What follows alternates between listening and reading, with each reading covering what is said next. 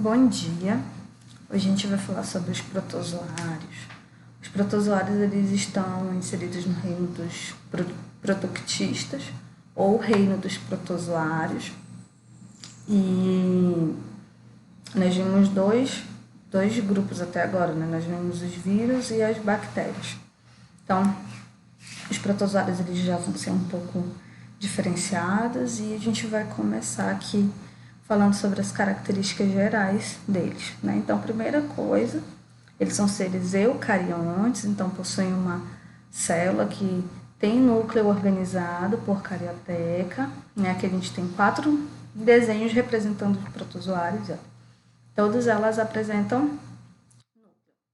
Dentro dos protozoários, nós temos o que a gente chama propriamente de protozoários, que são os seres heterotróficos, e as algas que pertencem a esse reino também, só que as algas elas são seres autotróficos, tá? Os protozoários eles podem ser unicelulares ou pluricelulares, na maioria eles são unicelulares.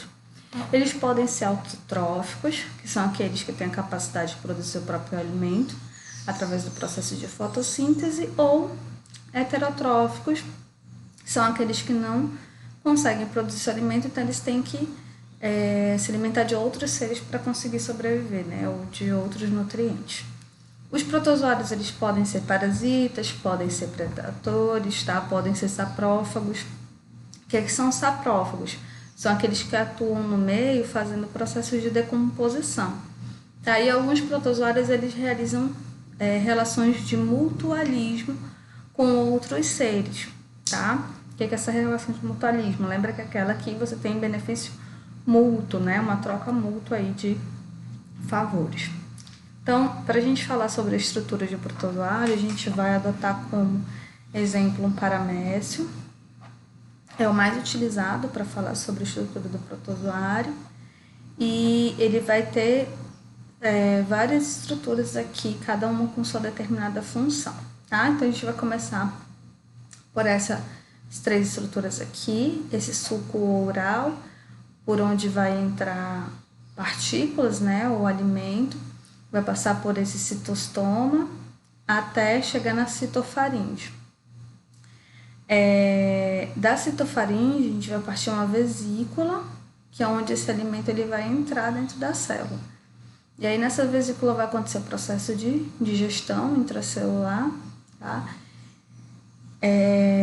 E aqui a gente tem a liberação dos resíduos através do citopígio, tá? Que vai acontecer o processo de excreção e eliminação do que não foi aproveitado.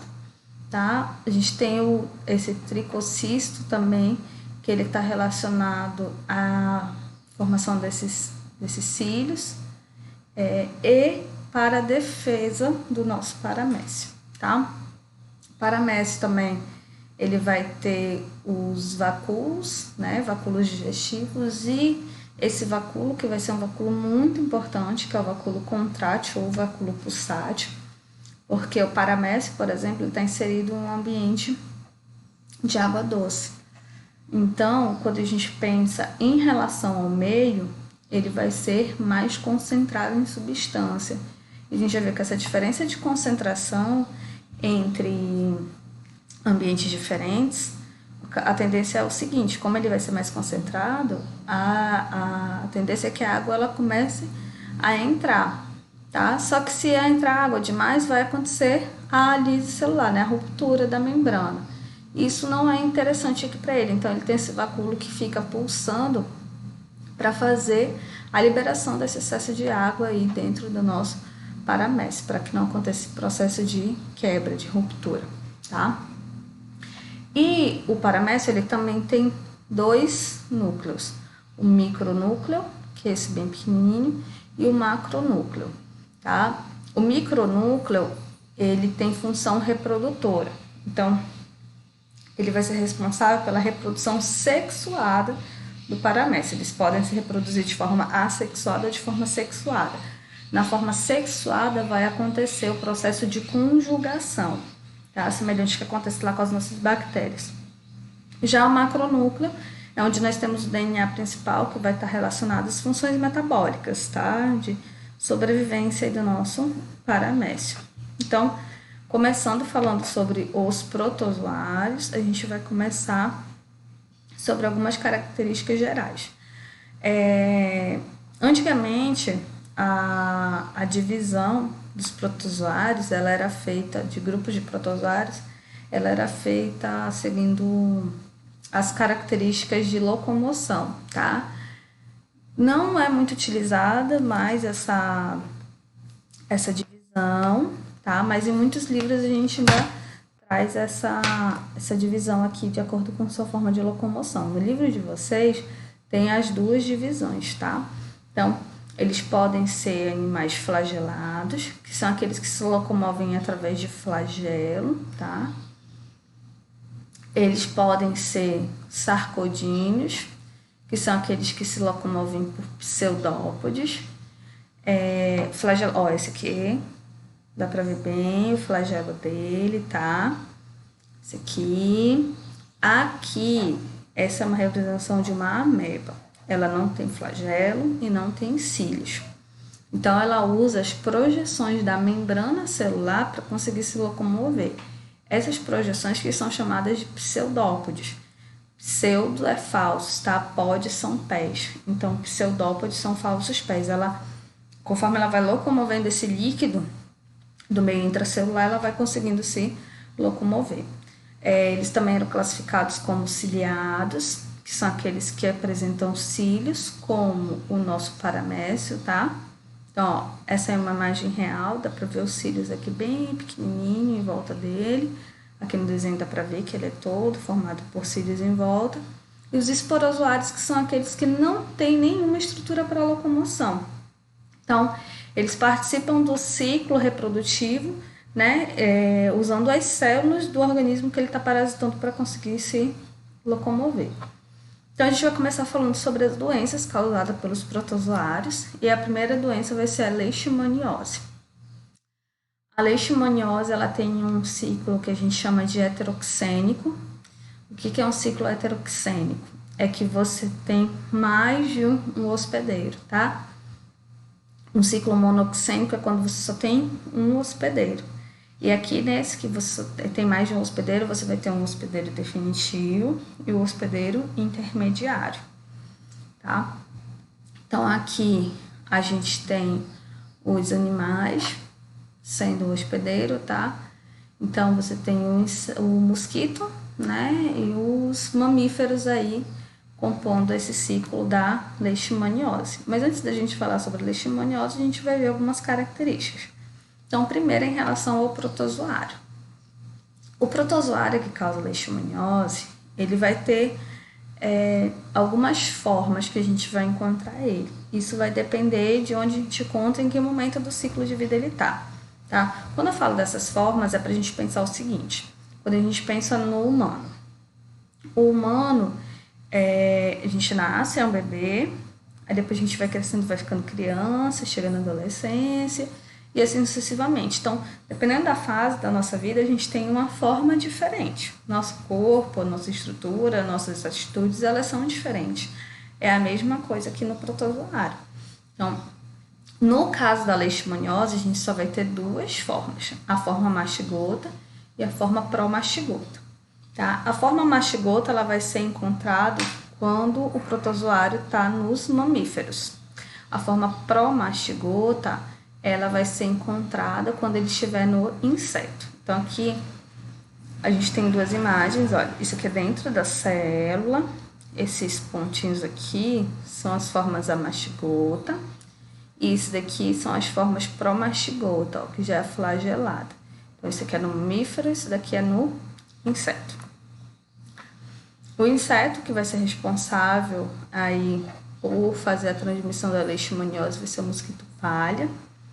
Tá? Então, ele que vai carregar o protozoário, e essas aqui são algumas imagens da leishmaniose. Então, através da picada do mosquito palha, a gente tem aí essa transmissão da leishmaniose. Então, falando sobre o ciclo de vida da leishmaniose, tá? A gente vai começar aqui, ó, na forma amastigota, tá? Que é quando o flebotomínio o mosquito palha, ele foi lá, sugou o sangue de um mamífero que tem a leishmaniose nas suas células, na forma amastigota, e aí quando ele suga o sangue, esse protozoário ele vem nessa forma amastigota. Chegou no intestino do flebotomínio, ele vai sofrer uma transformação dessa forma amastigota para a forma promastigota. Lembra que a forma mastigota vai ser encontrada no mamífero e promastigota no mosquito palha, tá? No inseto. Então, ele sofreu essa diferenciação. Formou agora a forma promastigota. Promastigota. A forma promastigota, ela vai começar a se multiplicar e vai fazer seu processo de reprodução, tá? Então, como ele vai se reproduzindo, vai criando vários protozoários. Aí o nosso mosquito palha, ele vai lá e vai picar um outro mamífero que não tem a doença, tá? Pode ser a pessoa que tem a doença também, mas é só pra gente pensar nessa transmissão. Então, inicialmente ele picou um mamífero que tinha, adquiriu o protozoário, agora ele vai picar uma pessoa que não tem. Então, ele vai injetar na corrente sanguínea essas formas promastigotas. Como que ele injeta na corrente sanguínea? Quando ele suga o sangue, ele acaba regurgitando um pouco. E como a forma promastigota está no aparelho bucal dele, junto com o sangue que ele regurgitou, vai ir também protozoários. Tá? Então, a forma promastigota agora entrou na corrente sanguínea e ela vai começar a procurar as células de defesa, né? No caso do organismo. Então, ela vai ser fagocitada, tem aquele processo de formação da vesícula, entrou na célula, lá na célula vai se transformar de forma promastigota para forma amastigota. A forma mastigota ela vai começar a se multiplicar, e vai acontecer, então, quando tiver uma grande quantidade, a lise das células, a quebra dessas células, a ruptura, liberando um monte de forma mastigota. E aí, dessa liberação, nós temos dois caminhos a seguir. Ou essa forma mastigota vai infectar outras células e fazer de novo multiplicação dentro lise, aí infecta outras células de multiplicação dentro lise. E fica fazendo isso. Ou pode vir aí pra gente um outro mosquito, sugar o sangue da pessoa, acabar adquirindo a forma mastigota e o ciclo vai se repetir. Esse é o ciclo da leishmaniose, tá? A leishmaniose, ela pode aparecer de duas formas. A gente chama a leishmaniose cutânea ou tegumentar e a leishmaniose visceral ou leishmaniose calazar, tá? A diferença entre elas vai ser o tecido que vai ser afetado. A leishmaniose visceral ela vai atingir as vísceras, né? E a leishmaniose cutânea ela vai atingir o tegumento, a pele. Essa é uma doença típica de países, né, com zona rural, principalmente, depende do clima também, porque nós temos alguns fatores que propiciam, lembra que ela é transmitida por um inseto, então, dependendo do clima, vai ter a proliferação ou não do inseto, tá? Mas a gente também tem que pensar nos hábitos, então quanto mais próximo da população, ou quanto mais próximo das zonas rurais, mais exposta a população vai estar, tá? Então, esse daqui é um mapa mostrando alguns números de casos confirmados em 2008, tá? Então, isso já está um pouco desatualizado, mas para a gente ter esse panorama. Então, na região norte, por exemplo, nós temos aí uma incidência de 875 casos confirmados em humanos em 2008. No Nordeste, que já vai ser uma região aí que nós temos zonas muito rurais, que tem uma população muito pobre, olha a quantidade de casos. 1956 casos confirmados em humanos de leishmaniose. Já na região sul, 4 casos por causa da proliferação do mosquito, tá? Que já é uma região mais quente ou mais fria, então já não propicia aí a multiplicação desse mosquito para transmissão da leishmaniose. Tá? Então, a leishmaniose ela pode ser causada por esses protozoários. A Leishmania brasiliensis é o protozoário mais comum aí na transmissão, tá? E um cuidado, né, que se deve ter quando a gente fala da leishmaniose é em relação aos animais, principalmente o cachorro. Essa região de ilha ribeirinha ou de roça, as pessoas criam muito cachorro, entendeu? E às vezes ele pode estar com protozoário pela exposição do inseto e acabar acontecendo essa transmissão, tá? Então, a leishmaniose ela vai ter um período que pode variar aí de incubação, né, de 15 dias até 8 semanas na transmissão da doença. E a primeira característica é a formação dos nódulos na pele. A leishmaniose visceral ou leishmaniose calazar, ela já atinge aí pra gente a região visceral, e aí nós temos dois fenômenos que acontecem, que é a esplenomegalia e a hepatomegalia nesses indivíduos, tá? Então, além da esplenomegalia, que é o inchaço do baço, e a hepatomegalia, que é o crescimento do fígado, nós temos também anemia, fraqueza, tá? E aí fica assim, com essa dilatação, a região abdominal do paciente.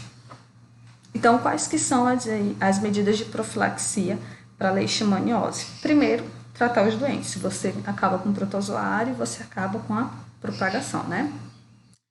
Eliminação de animais infectados, combate ao mosquito palha, uso de equipamentos individuais, tá? Pessoas que vão fazer coleta no campo, ou que vão caçar, ou que vão para alguma região ribeirinha pescar, fazer coisa do tipo, camisa de manga comprida, calça, tá? Todos os equipamentos certinho. Utilização de inseticida, de repelente, construção de casas em locais afastados das áreas florestais ou áreas rurais, tá? E utilização nas telas e janelas, porque assim você impede que o mosquito ele consiga entrar na sua casa.